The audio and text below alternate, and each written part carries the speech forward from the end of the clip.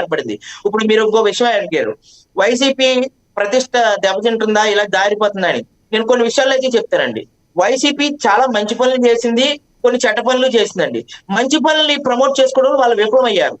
ఆ మంచి పనులు చేసుకోవడం మీ ప్రభుత్వ పాలనలో మీరు ఏం చేశారు? అలాగే టీడీపీ కూడా మంచి పనులు చేసింది, కొన్ని చెడ్డ పనులు చేసింది. ఆ మంచి పనులు ఏమేం చేశారు? అలా రాజధానిని ఎలా డెవలప్ చేస్తున్నారు? మీరు చెప్పండి.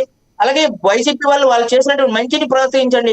ఎప్పుడు చూసినా వాడిని వీడిని తిట్టడం, లేకపోతే ఒకరినొకరు విమర్శించుకోవటం, ప్రజల్ని తప్పుదారి పట్టించడం, ప్రజల్ని ఇబ్బందులు పెట్టడం ఇవన్నీ చేయకూడదని చెప్పి మన ఛానల్ ద్వారా ఒక అనలిస్ట్ గా నేను కోరుతా ఉన్నా.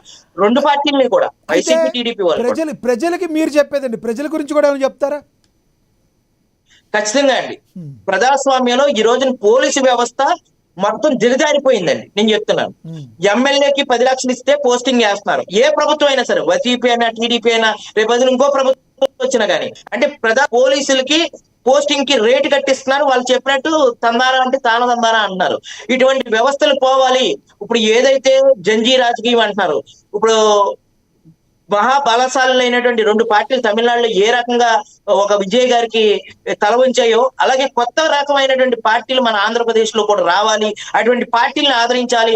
డబ్బు లేనటువంటి రాజకీయాన్ని మనం చూడగలిగితే, ఖచ్చితంగా ఓటుకి డబ్బు ఇచ్చేటువంటి రాజకీయాన్ని చూడగలిగితే, డబ్బు లేకుండా ప్రజలే నిష్పక్షపాతంగా కొత్త నాయకులను ఎన్నుకుంటే ఖచ్చితంగా ఇటువంటి సమస్యలకి కొంతవరకైనా చెక్ పెట్టచ్చు.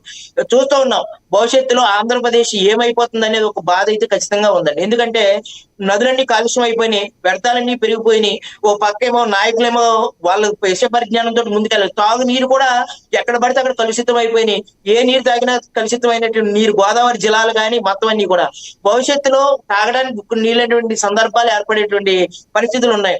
ఇప్పుడు మొన్న చూసాం, పెద్దిగారని ఒక ఆయన తెలంగాణ మాజీ ఎమ్మెల్యేగా పనిచేసినటువంటి ఆ వ్యక్తి చనిపోతే లక్షలాది మంది ప్రజలు, జన సందోహం అక్కడ. పెద్ది సుదర్శన్ రెడ్డి గారు, ఆయనతో నాకు కొంత అనుబంధం కూడా ఉంది. వరంగల్లో నేను చదువుకున్న రోజుల్లో ఆయన తోటి కలిసి కొన్ని చోట్ల మాట్లాడుకోవడం అన్ని జరిగినాయి. ఆ వ్యక్తి అక్కడ ప్రజా సమస్యల్ని తీర్చడం, రైతు కుటుంబం నుంచి వచ్చాడు కాబట్టి చనిపోయినప్పుడు కూడా తన ఆస్తులంటే ఏమి సంపాదించుకోకుండా చనిపోయినటువంటి ఒక వ్యక్తి. అటువంటి మహనీయులు, గొప్ప వ్యక్తులు ఆదర్శంగా తీసుకుని నాయకులు కూడా ప్రజల కోసం పోరాడాలి. అక్కడ కొన్ని ప్రాజెక్టులకి నీళ్లు తీసుకెళ్లటం గానీ, అక్కడ రైతుల విషయంలో గానీ చాలా మంచి మంచి కార్యక్రమాలకు శ్రీకారం చుట్టారు. అంత మాజీ ఎమ్మెల్యే ఉండి అధికారం లేకపోయినప్పటికీ కూడా అంత ప్రజలు స్వచ్ఛందంగా వచ్చారు. అటువంటి నాయకులు కావాలి. నేను ఏ పార్టీని విమర్శించట్లేదు. ఏ పార్టీలో ఉన్నా సరే నాయకులు మంచి వాళ్ళు ఉన్నారు, చెడ్డ వాళ్ళు ఉన్నారు. ఇప్పుడు అశోక్ గజపతి రాజు గారు ఉన్నారు టీడీపీలోనే. ఆయన ఎప్పుడు కూడా ఏనాడు కూడా వివాదాలలో కానీ, వివాదాస్పదంగా కానీ ఎప్పుడు లేరు. ఆయన చాలా మంచి నాయకుడు. అలాగే పవన్ కళ్యాణ్ గారు ఉన్నారు, నీతి నిజాయితీగా పనిచేస్తూ ఉంటారు. ఇట్లా ఒక మంచి నాయకత్వం అనేది భవిష్యత్తులో ఉండాలి. అలాగే ఈ వైఎస్ఆర్సీపీలో కూడా చాలా మంది మంచి మంచి నాయకులు ఉన్నారండి. ఇప్పుడు వంగవీటి రాధా గారు గతంలో పనిచేశారు. ఆయన ఎప్పుడు కూడా ఎక్కడ కూడా అవినీతి చేయలేదండి. అటువంటి మంచి మంచి నాయకులు ఆ పార్టీలోనూ పనిచేశారు, ఈ పార్టీలోనూ ఉన్నారు. అందువల్ల మంచి నాయకుల్ని ఎన్నుకోవాలి. ప్రజలే స్వచ్ఛందంగా తమ ఓటు ద్వారా మంచి నాయకత్వాన్ని ఎన్నుకుంటే ఇటువంటి సమస్యలు రావు. మీరు చెప్పింది బాగుంది. బట్ వైసీపీలో ప్రస్తుతం 2024 తర్వాత కొంత నైరాశ్యత ఏర్పడింది అనే అభిప్రాయాలు ఏర్పడుతున్నాయి. దాన్ని మరింత లోతుగా తీసుకెళ్లేటట్టుగా కొన్ని అంబటి రాంబాబు వ్యాఖ్యలైతే కావచ్చు, లేదంటే ఇప్పుడు విరూపాక్షి కావచ్చు, లేదంటే జోగి రమేష్ పర్సనల్ కావచ్చు, ఏవైనా కూడా ఇవన్నీ కూడా జగన్మోహన్ రెడ్డికి తలనొప్పులు తెచ్చేది. ఎందుకంటే ఆయన స్ట్రాంగ్గా 10 అడుగులు ముందుకేస్తుంటే 11 అడుగులు వెనక్కి లాగుతున్నారనే మాటలు వాస్తవం ఉందంటారా?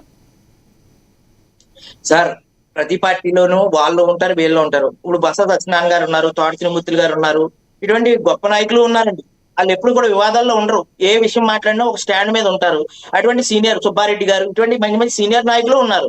వాళ్ళు ఎప్పుడు కూడా నోరు ఇప్పినా కానీ ఎక్కడ కూడా వివాదాలు లేకుండా మంచి నాయకత్వాన్ని ముందుకు తీసుకెళ్లే వాళ్ళు ఉన్నారు. అలాగే టీడీపీలోనూ కూడా ఉన్నారు మంచి మంచి నాయకులు.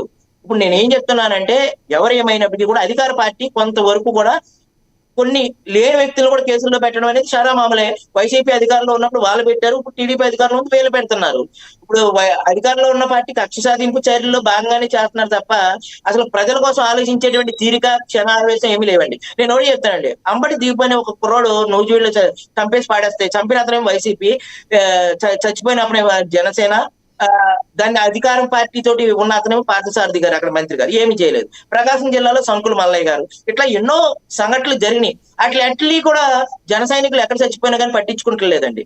ఒక టీడీపీ వైసీపీ మధ్య మాత్రమే రాజకీయం నడుస్తుంది తప్ప వాళ్ళిద్దరు ఏదైనా టీడీపీ కార్యకర్తలను ఎవరైనా కొట్టగానే ఇమీడియట్ గా వందలాది మంది మీద అక్రమ కేసులు కూడా బనాయిస్తూ ఉన్నారు.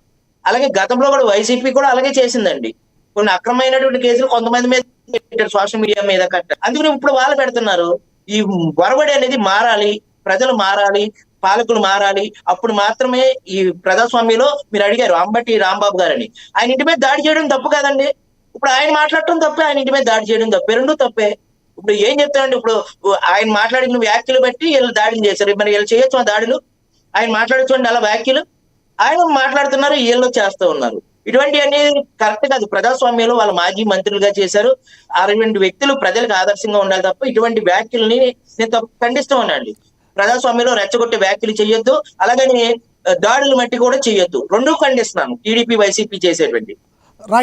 రైట్ అయ్యప్ప గారు అందుబాటులో ఉండండి, మళ్ళీ మాట్లాడతాం మీతో. మనతోటి విఎస్ఆర్ చౌదరి గారు ఉన్నారు, టీడీపీ అధికార ప్రతినిధి, ఆయనతో మాట్లాడదాం. చౌదరి గారు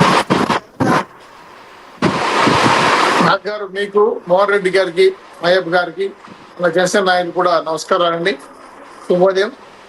ఈరోజు రాజకీయాల్లో ఉన్న వ్యక్తులు ఎందుకు వస్తారు?